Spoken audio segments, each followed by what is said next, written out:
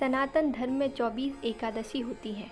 सभी का अपना अपना महत्व होता है, इसलिए ज्येष्ठ मास की शुक्ल पक्ष एकादशी तिथि को पड़ने वाली निर्जला एकादशी का विशेष महत्व माना गया है। धार्मिक मान्यता है कि इस एकादशी का व्रत करने से 24 एकादशियों का फल मिलता है। निर्जला एकादशी को धार्मिक शास्त्रों में भीमसेन एकादशी के नाम से भी जाना जाता है। इस बार यह एकादशी 21 जून सोमवार को पड़ रही है। निर्जला एकादशी के दिन स्नान करके सूर्य देव को जल अर्पित करने के बाद भगवान विष्णु की पूजा पीले पुष्प, फल, अक्षत, दुर्वा और चंदन से करें। फिर ओम नमो भगवते वासुदेवाय नमो नमः मंत्र का जाप करें। इसके बाद निर्जला एकादशी की कथा करके आरती करें।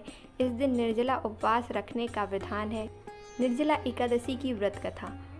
पौराणिक कथा के अनुसार जब महर्षि वेदव्यास ने पांडवों को चारों पुरुषार्थ धर्म, अर्थ, कर्म और मोक्ष देने वाली एकादशी व्रत का संकल्प कराया तो महाबली भीम ने निवेदन किया कि महर्षि, आपने तो प्रतिपक्ष एक दिन की उपवास की बात कही।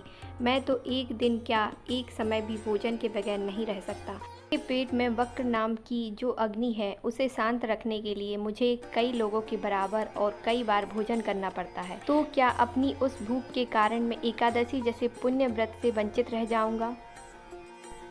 महर्षि ने भीम की समस्या का निदान करते और उनका मनोबल बढ़ाते हुए कहा, नहीं कुंती नंदन, धर्म की यही तो विशेषता है कि वह सबको धारण ही नहीं करता, सबके योग्य साधन, व्रत नियमों की बड़ी सहज और लचीली व्यवस्था भी उपलब्ध कराता है। अतः आप ज्येष्ठ मास की शुक्ल पक्ष की निर्जला नाम की एक एकादशी का व्रत करो और तुम्हें वर्ष की समस्त एकादशियों का फल प्राप्त होगा। निसंदेह ही इस लोक में सुख, यश और प्रातव्य प्राप्त कर मोक्ष लाभ प्राप्त करोगे। वेदव्यास के इतने आश्वासन पर तो वक्रोदर भीमसेन भी इस एकादशी का विधिवत व्रत करने को सहमत हो गए। इसलिए वर्ष भर की एकादशियों का पुण्य लाभ देने वाली इस श्रेष्ठ निर्जला एकादशी को लोक में पांडव एकादशी या भीमसेन एकादशी भी कहा जाता है।